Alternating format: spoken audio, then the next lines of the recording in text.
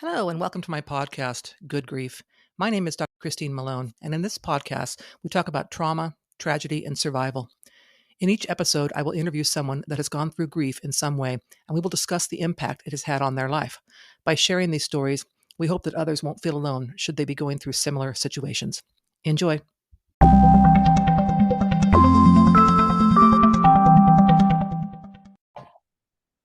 Oh, hello, listeners. Welcome to my podcast. My guest today is going to talk to us about her difficult childhood, kind of some of the things she went through and how she survived that. And yes, so I will turn it over to you. Go ahead and just tell us a bit about what you were going through as a kid. Sure. So when I was a child, we had 6 kids and my mom and my dad.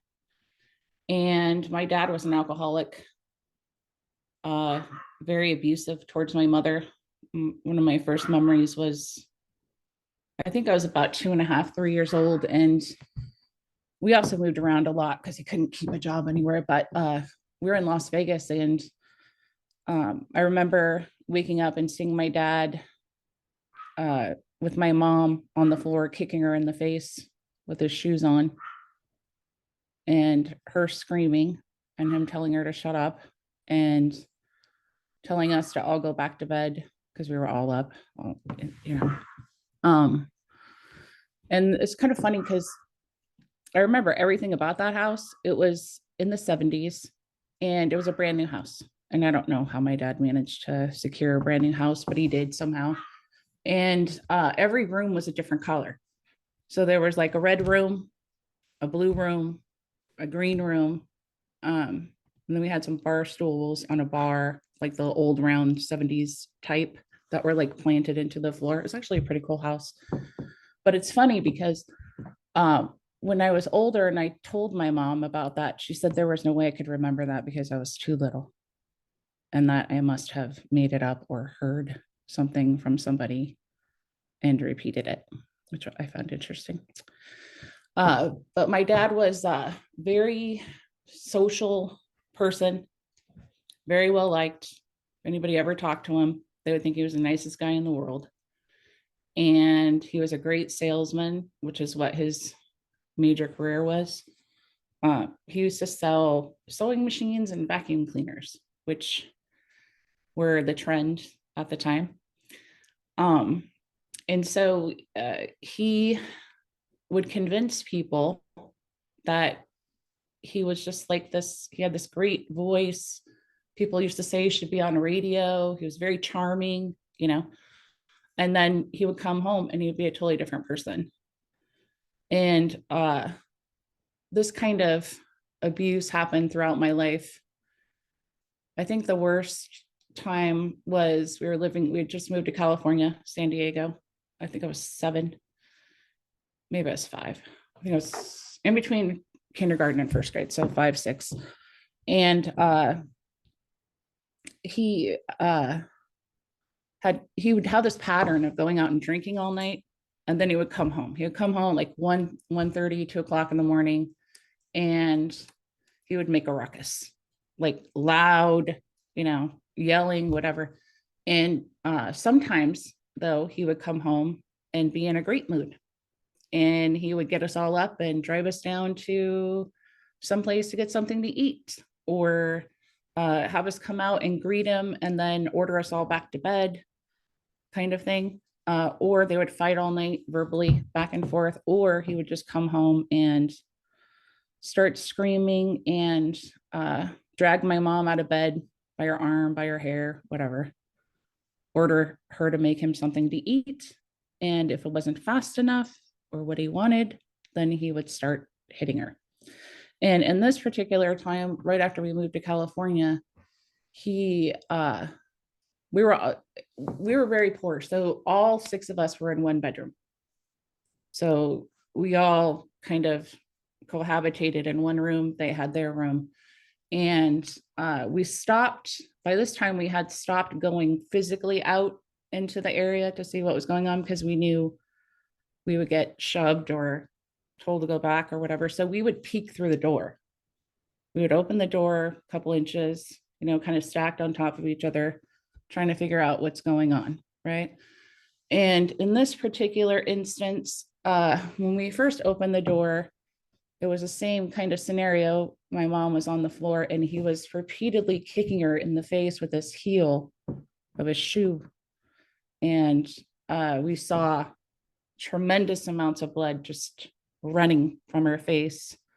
Then she ran into the bedroom and grabbed a white sheet. And I'll never forget this, but she held the sheet to her nose and the entire sheet just instantly filled up with blood. Of course, she was screaming and crying and begging him to let her call an ambulance. And he told her no, that she wasn't calling anybody. He ripped the phone out of the wall. And so we, I think that's the first time we ever started planning against my dad. And so my older brother, who's 7 years older than me, he was probably 12 or 13 at the time, he said, boost me out the window and I'll go call the police. So we happened to live in a duplex where the windows were up high, right? They weren't like regular, these kind of windows. So we let him, put his foot in our hand, and then we pushed him up out the window. And he somehow found a way to get to the phone booth to call the police, and the police came.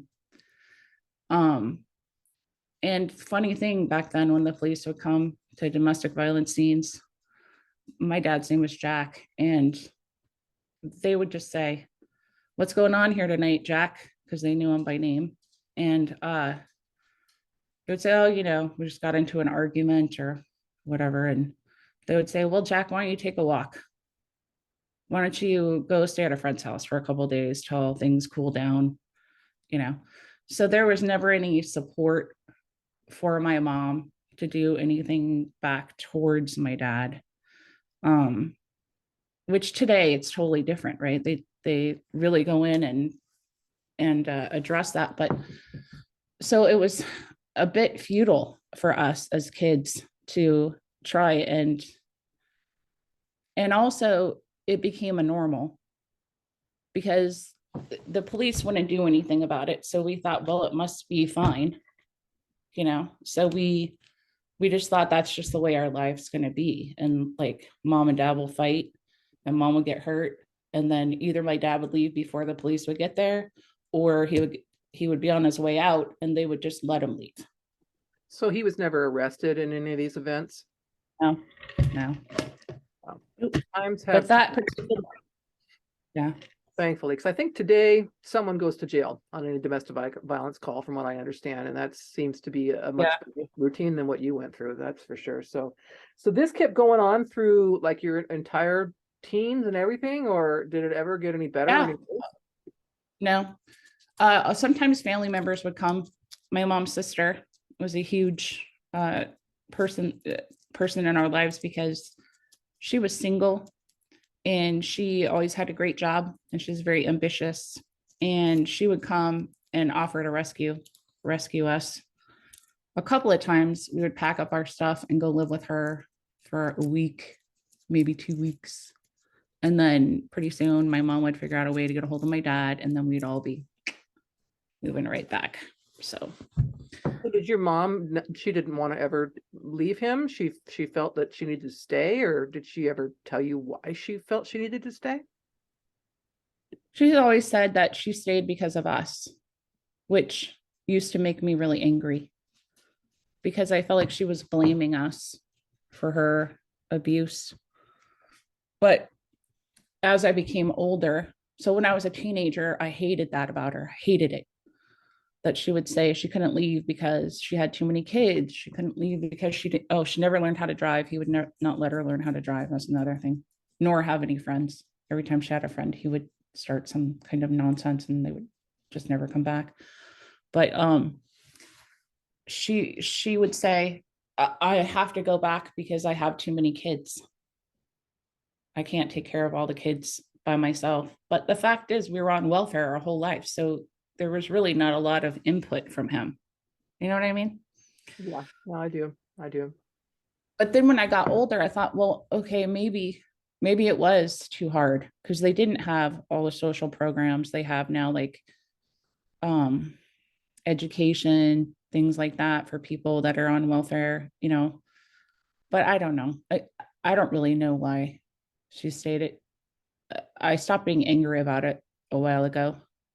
Um, because I guess because even when, so she stayed with him until I was 18, and then he left her, which was interesting. But he also left her a note that said he had an illness that he wasn't able to figure out, and that he didn't want her to have to go through this illness with him, which none of us knew what he was talking about. He was always crazy. So um he left and went to San Diego and started his own life again without her. And she ended up meeting somebody in Las Vegas and eventually marrying him, who turned out to be a really good guy. But a lot of her past behaviors would come back up, like enabling, things like that. But I don't Yeah. really know why.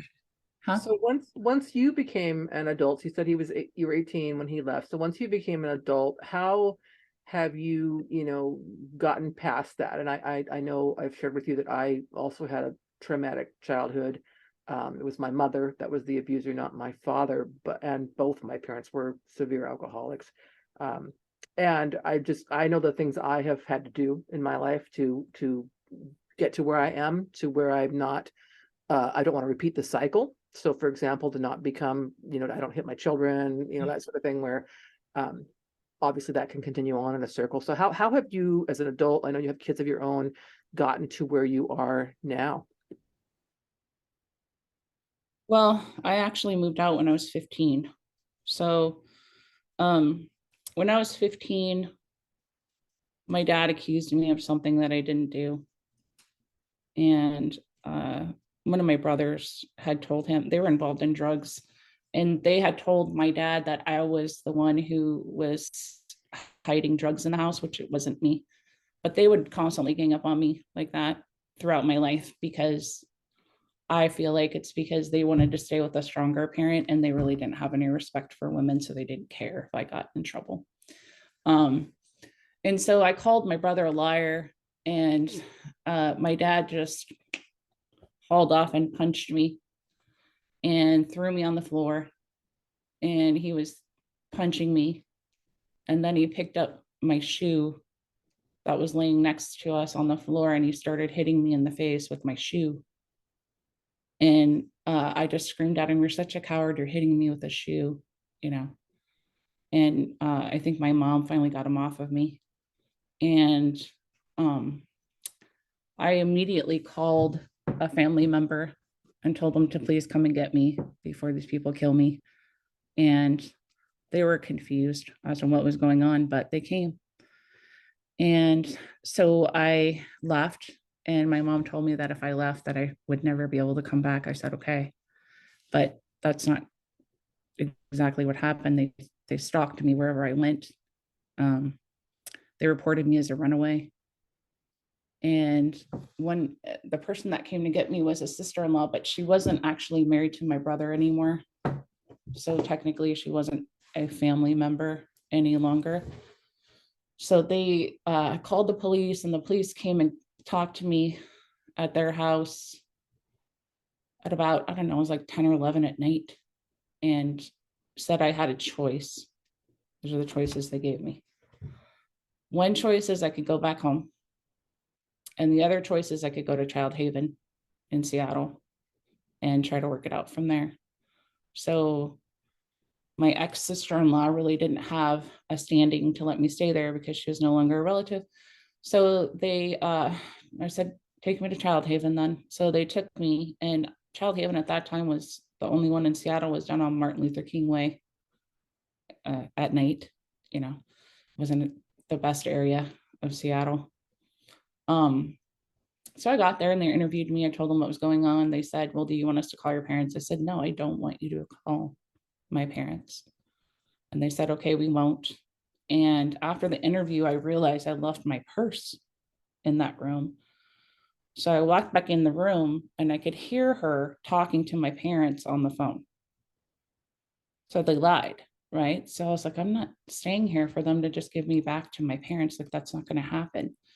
So I grabbed my purse, and it wasn't like a jail. I mean, I just walked out, just walked out.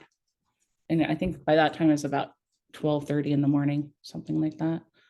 So I called my sister-in-law to come and get me. And she said she really couldn't because she didn't want to get in trouble. But what she did was send a friend to come and get me.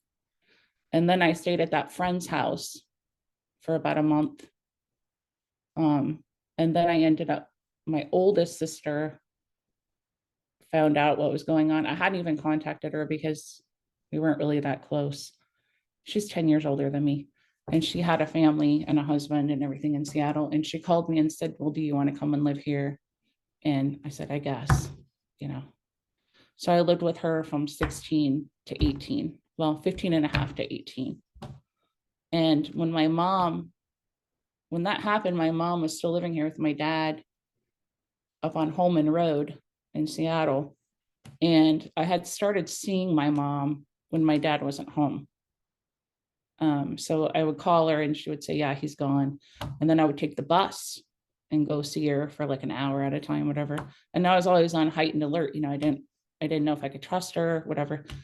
So the way I found out that, so they ended up moving back to Las Vegas for whatever reason. And the way I found out was I took the bus over there and I got to the apartment, everything was gone, just gone. There's nothing there. The curtains were open. There was nothing in the living room. Everybody had just left. Did you still have siblings home at that time, or was everybody out by then? Um, I had three home, three brothers, and they all went to Las Vegas with my mom and dad. And it took my mom like a good 3 months before she called me and told me where she was. And I asked her, why did you leave and not tell me? She said, I left her, so it didn't matter. And they were still having the same incidences of my dad being violent and abuse and everything. And then she called me about 6 months later and told me he was gone. So this was all happening like within a year, I guess, of after they left. And so I felt bad for my mom. So I went down to Las Vegas and lived with my mom, which was probably the stupidest thing I ever did. But so I was actually in college too at the time. And I dropped out of college and went to go because I was like, oh, this is it. You know, she's going to stay. He left her. He's not coming back. I'm going to go support her and try to get her to stay away from him. And about 6 months after being there, I found out that my dad had brain cancer. And the brain cancer was found by him running his car into a pole and getting a head CT. And they said that he had probably had that for a good 10 years before they caught it because it was so advanced. He had two tumors. One in the front was like the size of a golf ball, and the one in the back was the size of a small, like a, I don't know, like a lemon.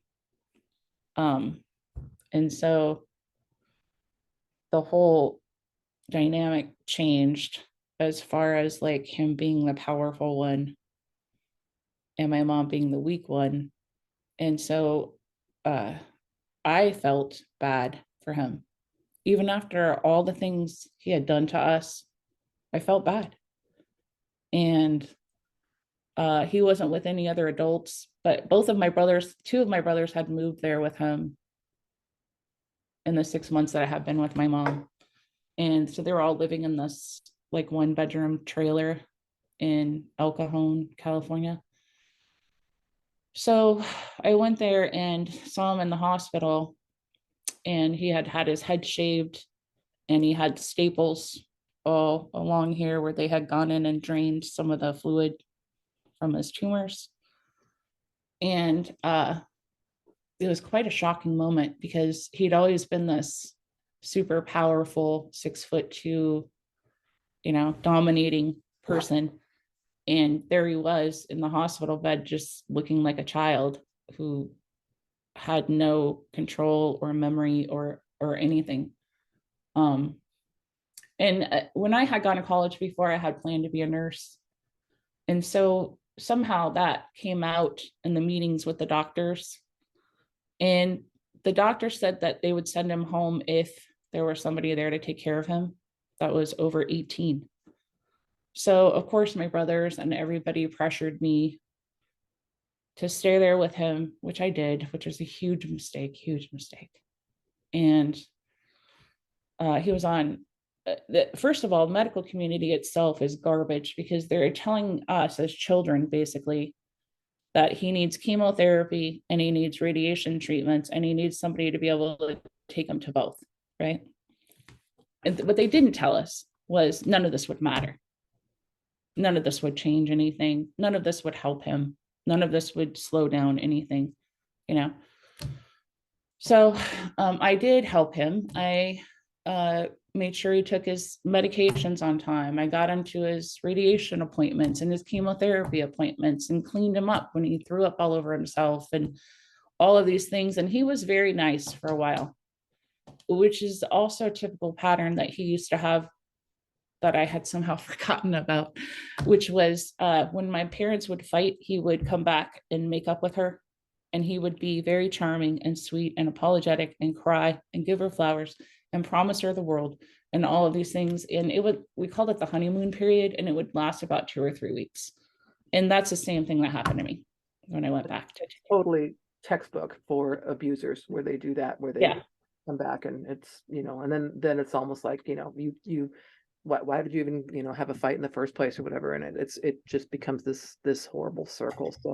So that was he being Yeah. like verbally abusive and such when you were taking care of him, or was he just, I mean, when you said he happened to you, how did He that? wasn't at first. At first, he was very complimentary and thankful. But what had happened was he would have these episodes of not being able to speak or move, or just sort of like I guess they were seizures. Now that I look back at it, they were seizures, and they didn't really tell us how to manage those. And a couple of days before he'd had this major seizure, he had caught his bed on fire because he refused to stop smoking. And he would smoke in there, and I started smelling smoke, and so of course I ran in there and I saw his bed was on fire, so I got him out of the bed and then started dumping water on the bed. And so of course he didn't have a bed for a couple of days because one of the neighbors gave us a new mattress. And so we used that. And the neighbors actually were really helpful because they were like, what the hell is going on over there? But so we got him back in bed and he had a seizure. I guess I didn't know what they were at the time. And he couldn't respond to anything. He couldn't move. But this lasted a couple of hours. And so I went to the neighbor's house. We didn't even have a phone. I went to the neighbor's house that used to let us use her phone, and I asked her what I should do. And she said, well, call the ambulance. So I called the ambulance and they came. And by the time they had come, he was already back to baseline, which was still a little bit out of it, but not completely incoherent and also responsive as versus non-responsive. And they said, well, he has this advanced disease and it sure seems like a lot for you guys to have to deal with. So maybe you should, go ahead and we should bring him in and get him checked and make sure something's not really wrong. And my dad said, no, I'm not going to the effing hospital. F you, F you, F you. And so I said, well, he said he doesn't want to go. And they said, well, in this case, because of his condition, you guys have power to make the decision on whether we should take him or not. So I said, take him. And one of his tumors had started swelling again. And so they ended up draining more fluid off of it. And so I went back to the hospital. I was so worked up, I couldn't even function for a couple of days. So when I went in to go see him, he just started cussing at me and calling me a traitor and look what I did to him. And now he's going to die in that hospital instead of at home and all of these things. And I said, you know what, Dad, I got to go. I can't do this anymore. And so he used the standard line of, if you leave now, don't come back. And I said, okay, I won't. But he lived about 6 months after that. And I had already gotten my youngest brother, who was 14 at the time, out of that house, and back with my mom, who didn't want to take him because she said he was out of control. But he couldn't be there. I couldn't watch him and my dad, and it was a lot. But I think my sister helped me a lot. Her family wasn't perfect either, but all throughout my life, I had clinged on to other people's families that I thought were normal, because I knew mine wasn't. We weren't allowed to talk about it, but even if we did, nobody would believe us anyway. But I did do a lot of that kind of stuff as a kid, where I was popular because I was funny, or they thought I was funny, whatever, you know. And I would do class pranks and class clown stuff and all that kind of stuff. And it gained me some friends. And so when I had friends, I would try to spend as much time out of my house as possible by hanging out with friends. And when our generation were children, we weren't really wanting to be in the house anyway. We were all outside all the time, and nor did our parents want us in the house, to be honest. So I would try to just stay away, but not just during the day. I would try to spend as many nights as possible at friends' houses, so I didn't have to deal with that. So I do things like, you know, on the weekends, if they didn't have their chores done, I'd go over and help them with their chores so they could hang out. I would do extra things around their house that their moms would notice, and then be like, oh yeah, you can stay, you know, even when they wouldn't normally let somebody stay. But I think overall that helped me get through and realize that there was something wrong with my family, which my brothers never really did see for a long time. Was just the exposure to other alternatives, other realities, right? That weren't our reality. And so then it became a game of hiding my life from my friends, because I thought if they knew how my life was, that they wouldn't like me, right? Because they would judge me based on what my family was doing. So I started working, because we couldn't buy clothes. I never got new clothes. There were always Goodwill clothes, this clothes, that clothes. And I lived in an area that wasn't dramatically rich. It was probably more like middle class. A lot of Navy people coming in and out. But so I started babysitting when I was 9 for this Mexican family up the street. And that also became a refuge. I would just stay. When they came home, I would just stay longer, stay longer, stay longer, until pretty soon I was there till 10 o'clock at night, not babysitting, but staying with them and their family. And then my brothers would get odd jobs. They would sign up for paper routes. They would go around the neighborhood and say they were going to mow people's lawns and get these contracts and whatnot. They would never do it. So I just started doing it. So when the papers came on the porch and they weren't up, I'd start rolling up the papers. I got the list of their paper route and went out and just did it. And when it came time to collect, I went and collected.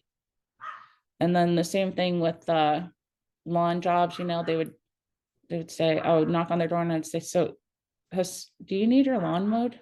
Because I knew who they were. So I would pretend like I didn't know that my brothers had already signed up to do the work.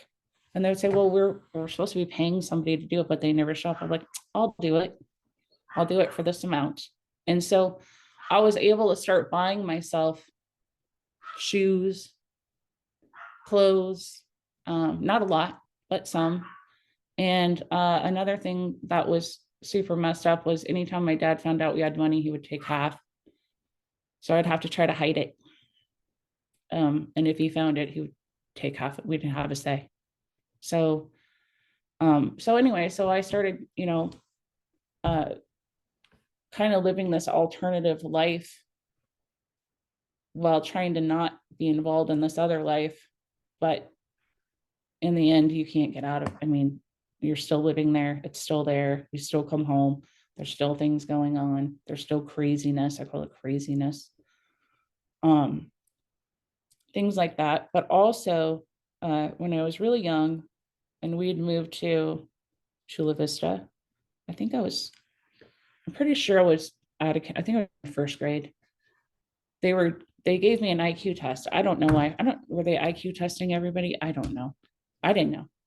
Um, and they called my mom and me back in and they said, well, so your daughter tested 142 on her IQ test, which puts her in the top 2% of the country, which I had no idea what any of that meant. I was in the first grade. I don't know, you know? And they said, well, we want to send her to this advanced private school so she can realize her potential, all of these things. And my mom said, I can't afford that, And I said, I don't want to go to that. All my friends are here. That's all I cared about was my friends.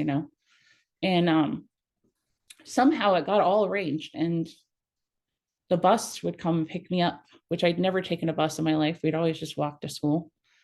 And so I went to the school and it was pretty cool. It was we were dissecting cow eyeballs in first grade, um, doing bank accounts, things like that. And I really liked it, but I couldn't stay there because all the kids that were there were rich and I was very poor. I smelled like cigarettes. My clothes were never clean. They were always stained, you know. So I felt so out of place that I didn't want to go. I did not want to go. And so I started skipping the bus, which, you know, isn't that great, but that's how I dealt with it. Um, in hindsight, I feel like if I had had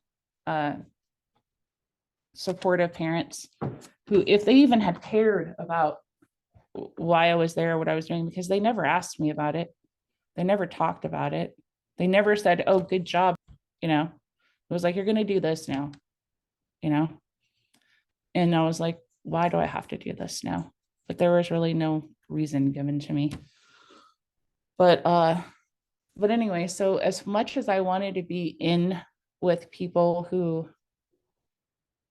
as hard as I worked to be in with people who were more affluent, which I thought was more normal, when I was pushed into that situation as a child, I wasn't able to cope. And most of that was due to the inability to hide who I was from them because they saw my clothes. They saw, I have to plug my computer in. They saw all the things that I was hiding successfully from my other friends. And I didn't like it. I didn't feel comfortable. I felt judged. It was all the things that I had worked hard to stay away from. Right. So did you feel embarrassed at all? Because I know when I was a teenager, I was terribly embarrassed of my house, my home, my life. I would never. I never had friends at my house. Yeah, and I didn't want any of them to know what was going on. And I remember one particular event. I was in high school, and when my little brother was born, he was my responsibility. So when my parents would go out, my mom and my stepdad to drink, I would have a friend over because either that I had to pay for a babysitter. And I remember one night my friend and I were sitting in the kitchen, we were playing a game of chess, which I mean, how innocent is that? And my mom and my stepdad got home and they were drunk. And my stepdad said, it's time for your friend to go home. And I said, well, we're almost done with this game of chess. And he took his arm and he swept all the pieces off the table. So all our chess pieces went everywhere. And I remember looking at my friend's face and she just had this look on her face of just shock. And I was just terrified and horrified that she was going to go to school and tell people what my parents were like. So I remember when she left, she said to me, don't worry, I won't tell anybody. So somehow she knew that the most important thing to me was that she not tell my dirty secret and not let anyone know what she'd seen in my dysfunctional house. Yes, we never had friends over. Even my brothers, we wouldn't bring anybody to our house. Although I think this is an interesting twist. So when we had moved to Imperial Beach, uh, they wanted to, well, before we moved to Imperial Beach and I had gone to the special school, I come back and they said, well, if she's not going to go to that school, we want to skip her a grade. And so that was supposed to happen, but it didn't because we moved again. And then we went to a different school who then sent me part of the day into a different program because there were two schools that were adjoined. One of them had an advanced program and the one I was going to didn't.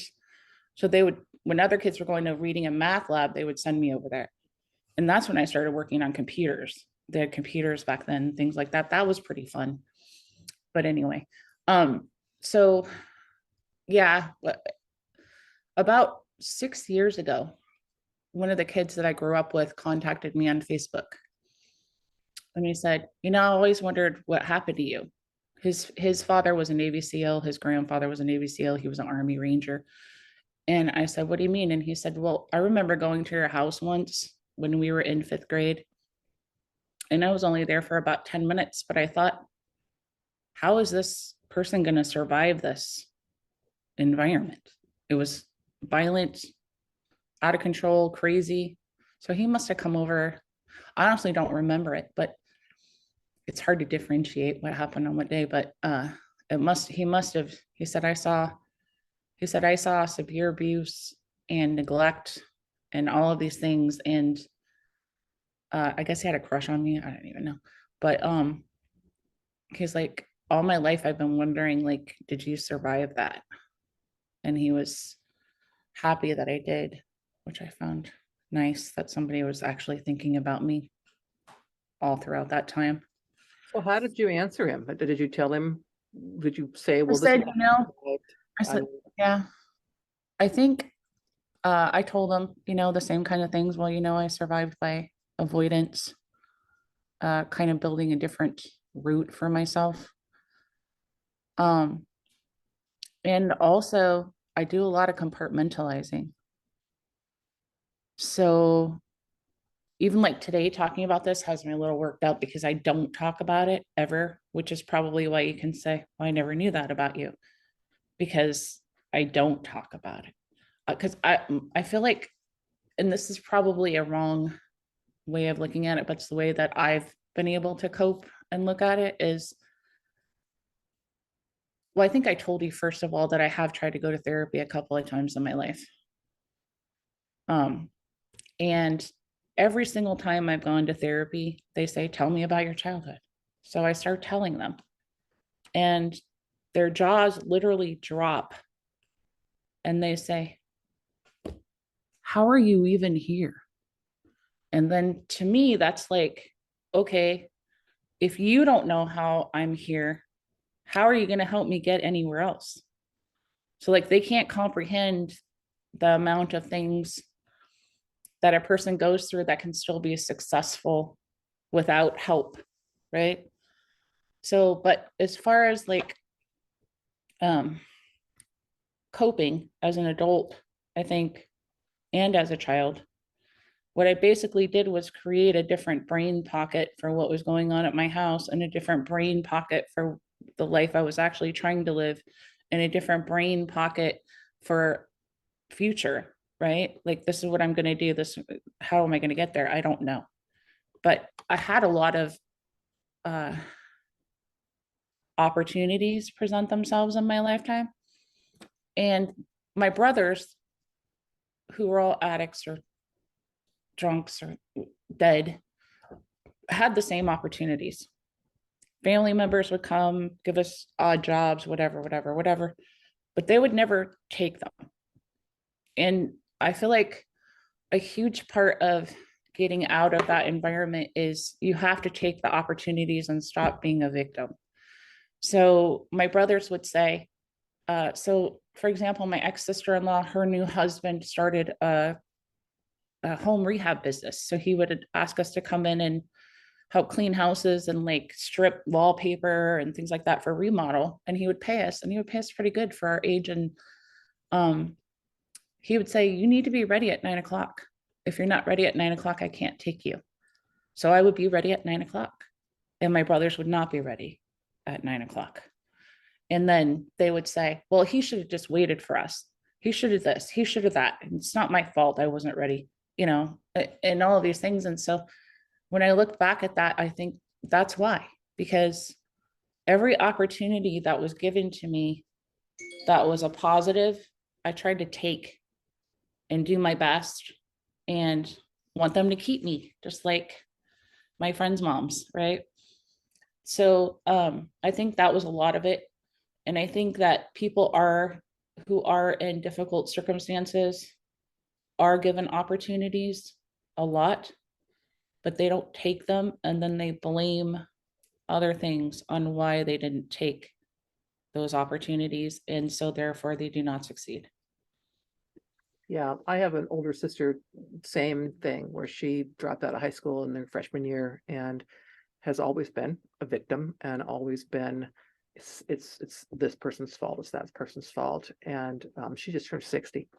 And I sometimes wonder, well, what would your life have been like if you had, taken what was offered or gone out and sought opportunities rather than continue that cycle of addiction and alcoholism and so on. What would your life be like, and what would your daughter's life be like, right? So I know you have kids, and I'm 100% sure you raised your kids very different from how you were raised.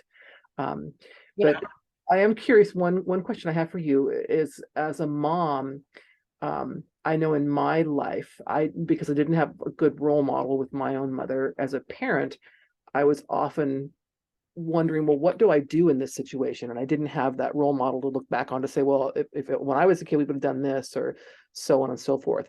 So that was one of my struggles when I became a parent, was how do I parent healthy kids? Because I don't know what that's like. So I can think of a number of things that I Yeah. did, but did that kind of occur with you too when you had your kids, where you're like, okay, how do I parent them? I don't have a good role model. Oh, I don't. yeah. I had no idea. No, I had no idea. And but I did know that I wasn't going to expose them to abuse, and I wasn't going to abuse them. Um, it's funny though, because you end up marrying people that bring part of that back into your life. So uh I was a stay-at-home mom when we had my second child because we couldn't afford daycare with the amount of money that I was making. I was working in a laboratory as a phlebotomist. I was making $14 an hour, something like that. And it wasn't enough to pay for two kids in daycare. So I stayed home for a couple of years, and um, I decided that if I was going to be a stay-at-home mom, I was going to make their lives something mine wasn't. And so I started spending time with them and creating curriculums. Basically, we had our own preschool every day. Then I got pregnant, which was unexpected, but it happened.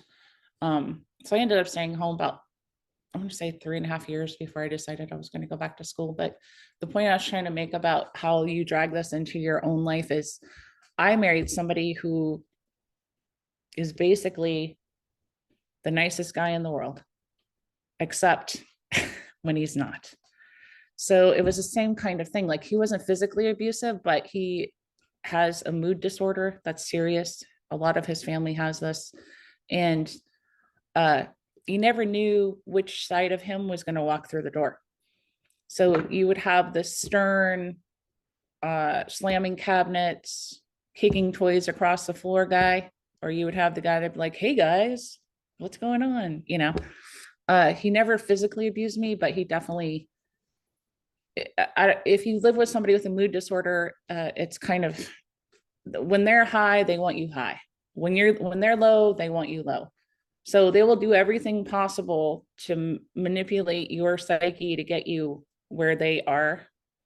And when I realized I had married somebody just like the physical in that way, where like I think I told you before, you never knew when my dad was coming home if he was going to be super cool dad or if he was going to be the meanest person you'd ever meet on the planet Earth. It was kind of like that with my ex too. It was very unpredictable. I could be talking to him on the phone. He could be driving home from work and he would be all in a great mood. And then something would happen between the time I talked to him till the time he walked in the door and he would be in a horrible mood. Could have been traffic or maybe he's thinking about something. So for a long time, I thought, okay, he's kicking toys across the floor. So maybe I need to have the toys picked up before he comes home. So I started cleaning everything spotless before he would come home, but it didn't help. And then I was like, okay, maybe he's hungry. So I cleaned everything spotless and made dinner and had it ready for when he came home, although it was always varied because he was driving around all day for his job. But that didn't help. And so once I realized that it wasn't me, there was nothing I could do about it. I did start taking Prozac during that time because I was trying to go to school. And every time I'd have a test or a final or something, he would start some kind of nonsense with me that night and just kind of keep it going, keep it going, keep it going so that I couldn't focus or study. So I talked to my doctor about it. He said, well, if you can't get him to take medication, maybe you should. I said, well, okay. So I started Prozac and it kept me from falling into the trap of trying to make him feel better while at the same time he was trying to make me feel bad. So it just kept me on an even keel. So he couldn't elevate me and he couldn't, take me low. It was just, okay, yeah, okay, and then I moved on. So, but I did at that point when I realized that make an escape plan, which is when I decided to go back to school. Because I thought the same thought crept in my head that my mom would always tell me is that she had too many kids and she couldn't support them. So I said, okay, I got to figure out a way to support these kids so that I don't have to depend on somebody else. So that's when I had already started kind of taking a few classes, but that's when I made my decision about just kind of going full-time back to school. And I was able to get some good help with a co-op at Everett Community College. They have a really good childcare program there for 5 and under, and they really helped me out a lot. And I would go down and see the kids in between classes or whatever. They still remember that. But I think as far as parenting goes, like I realized that I was putting them in the same situation that I was in, but without the physical violence. And that I don't know how I parent. I don't know where I got my parenting plan from. All I know is I did exact opposite of what my parents did, and it seemed to have worked.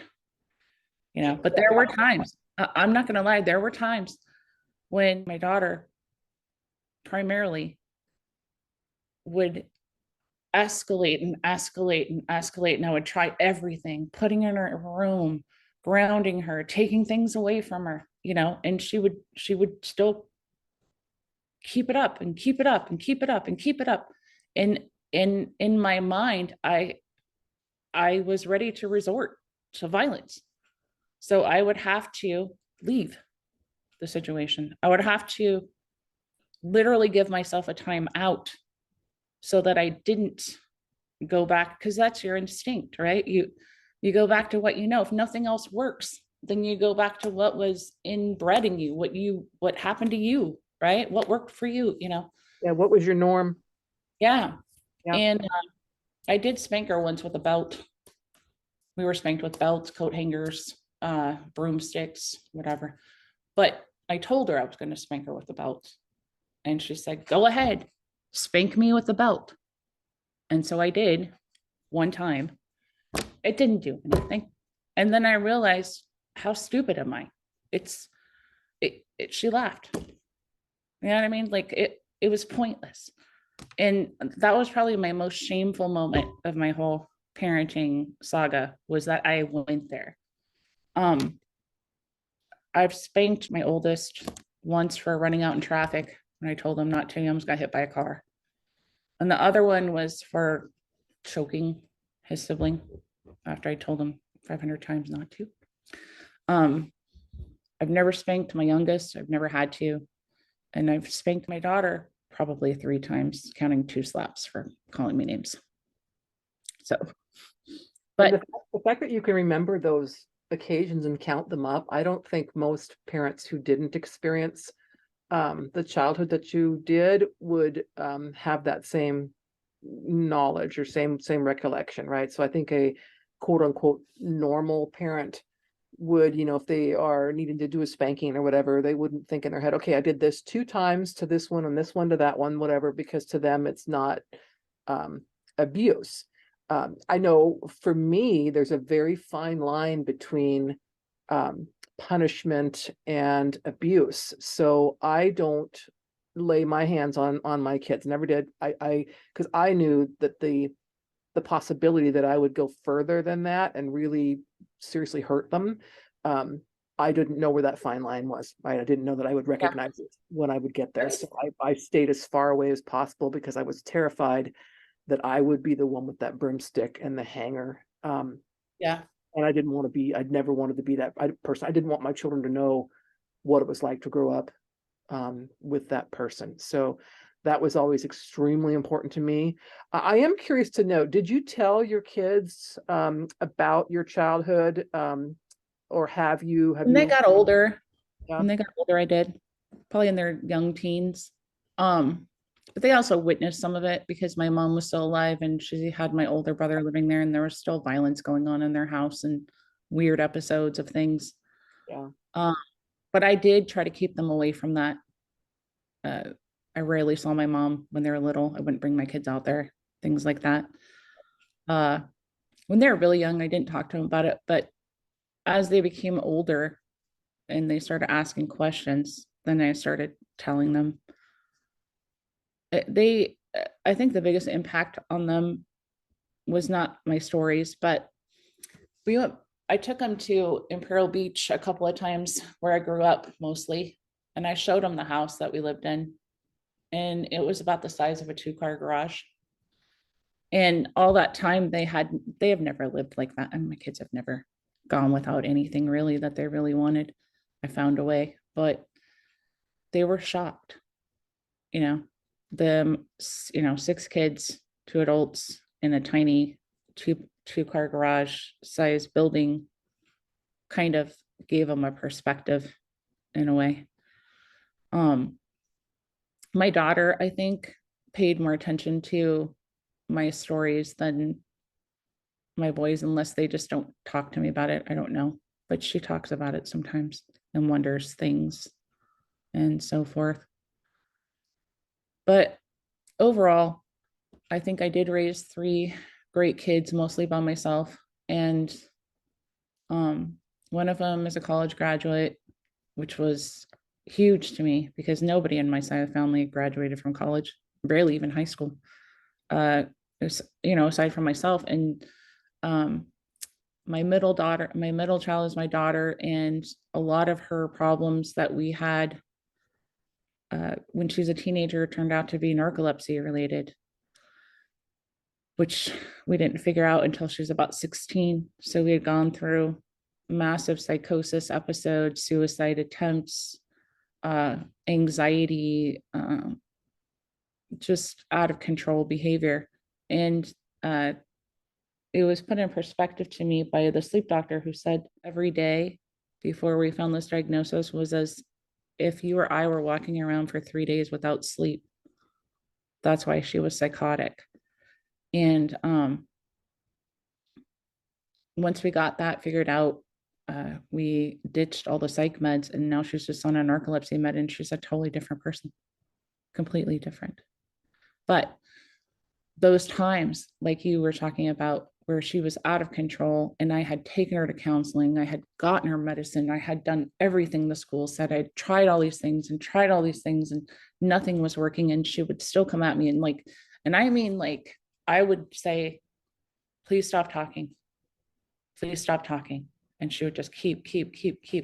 And then I would say, I need to leave, because I knew that I was going to lose control, because I didn't know what else to do, right? Because nothing else I had tried happened or worked for her. And so I would go in my room and she would follow me into my room. And I would say, please leave. I need a minute. Please leave. And she would just start screaming at me and keep the conversation up and keep the conversation up to where I'd have to like physically walk her out of my room and put, I didn't have a lock on my door, but I'd put something in front of the door so she couldn't come in, which also brought up a lot of childhood trauma because that's what I would do with my dad and my mom. When my dad and mom would fight, it would start from one room. My dad would be in the living room, my mom would be in the bedroom, and they'd start yelling back and forth. Just the worst insults you could ever say to anybody. And it would start to escalate. And I would go in there and tell my mom to shut up. Stop talking. Stop talking to him. Stop answering him. Just stop. And she wouldn't. And so then I would stand there with my foot on the door when it was closed. You know how you can kind of elevate your toes like that to try to keep my dad out because I knew it was coming. And so when those things would happen, it would remind me of that. And I think that's why I chose to get away from her, because I didn't want to be in that psychosis state of this is what's going to happen next, and it might happen from me. So but yeah, I think after her diagnosis, things got a lot calmer around here. But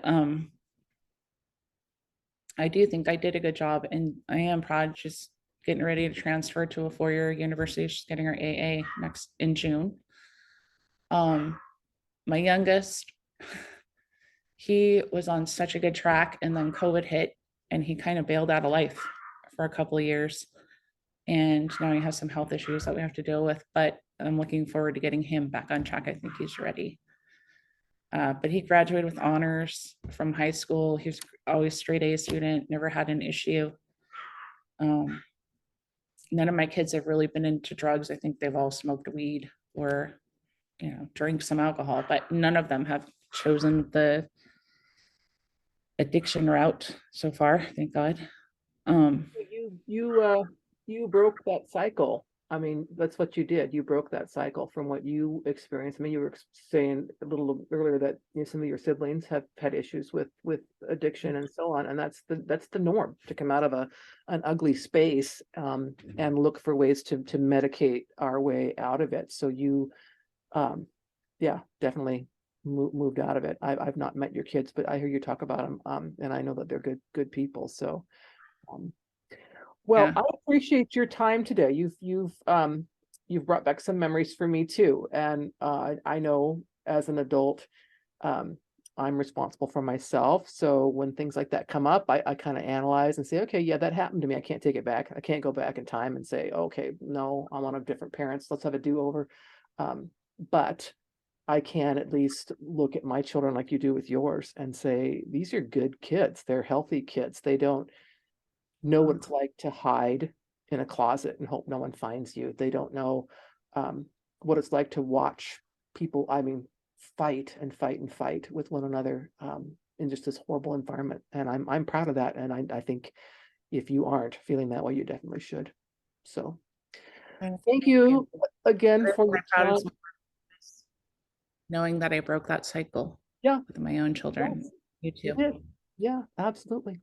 Well, thank you so much. I really appreciate it. Thank you from our listeners. I'm sure your story is going to resonate with other people. And hopefully they can see that, yeah, there's light at the end of the tunnel, even with, an ugly start as a young person. So thank you. Thank you. Thank you for listening to this episode of Good Grief. To hear more about my personal story, please pick up a copy of the book, The Spider Killer, a memoir of trauma, tragedy, and survival. You can find the book on Amazon and Kindle.